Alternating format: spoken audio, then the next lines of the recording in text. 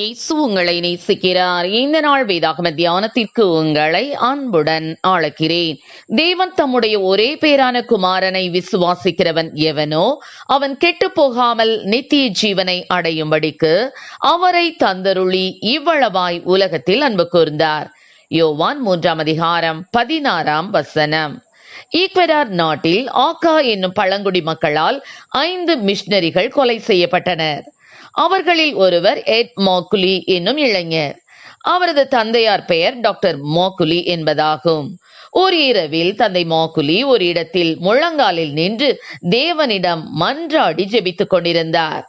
அப்போது அவர் தேவனிடம் கொலையுண்ட தனது மகனையும் ஈக்வடார் நாட்டையும் அவருடைய மகனின் உடல் புதையுண்ட குராரே ஆற்றையும் நினைவு கூர்ந்தவராக ஜெபித்தார்.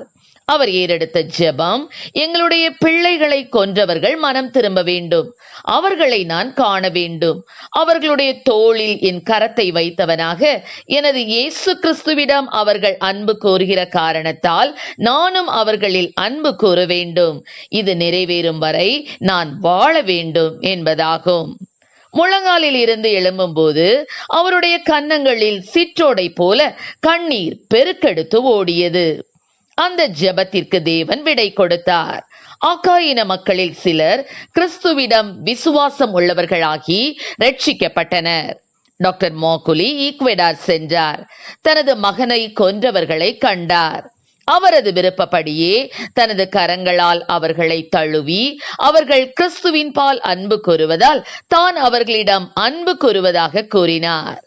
ஆம், இதுவே ஆழமான அகாப்பே அன்பு. இது மாயமற்ற அன்பு. எல்லாராலும் பாராட்டப்படுகின்ற, எல்லோரும் மாபெரும் நன்மையை பெற்றிட வேண்டும் என்று விரும்புகிற ஒரு பெரிய அன்பு. எளிமையானவராயினும் அழகுள்ளவராயினும் எதிரிகளாயினும் நண்பர்களாயினும் இவ்வன்பு பாராட்டப்படுகிறது. இது நிபந்தனையற்றது. இந்த அன்பு பிரதிபலனை எதிர்பார்க்காது. இது தியாக மனப்பான்மை உள்ளது. விலையை எண்ணி பார்க்கிறதில்லை. தன்னலமற்றது. தன்னலனை துறந்து பிறர் நலம் பேணுகிறதாய் இருக்கிறது. இது தூய்மையானது. பொறுமையற்ற தன்மை, பொறாமை, பெருமை, பழி வாங்குதல், வெறுப்பு ஆகியவை இதில் காணப்படுவதில்லை. 0% தான் மற்றவர்களிடம் எதிர்பார்க்கும், ஆனால் 100% கொடுக்கும். ஆம், எனக்கு அருமையானவர்களே, அந்த அகாப்பே அன்பை வெளிப்படுத்தியவர் இயேசு கிறிஸ்து.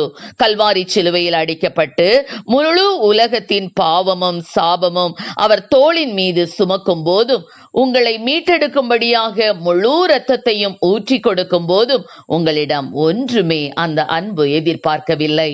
அந்த அன்பு மிகவும் பெரிய அன்பு. உலகத்தால் கொடுக்க கூடாத அன்பு.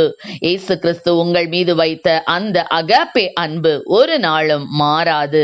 மனிதர்களின் அன்பு மாறலாம், குடும்பத்தினரின் அன்பு மாறலாம், சகோதர சகோதரிகளின் அன்பு மாறலாம், பிள்ளைகள், மனைவி, கணவனின் அன்பு மாறலாம், ஆனால் இயேசுவின் அன்பு ஒரு நாளும் மாறாது. ஆம் பிரியமானவர்களே, உங்கள் வாழ்க்கையில் உள்ள அன்பு எப்படிப்பட்டது? நம்முடைய வாழ்வில் இயேசு கிறிஸ்து காணப்படும் போது அந்த அகாப்பே அன்பினால் நிரப்பப்படும்படியாய் ஜெபிப்போம். கர்த்தர் நம்மை ஆசீர்வதிப்பாராக. ஆமென். ஜெபம்.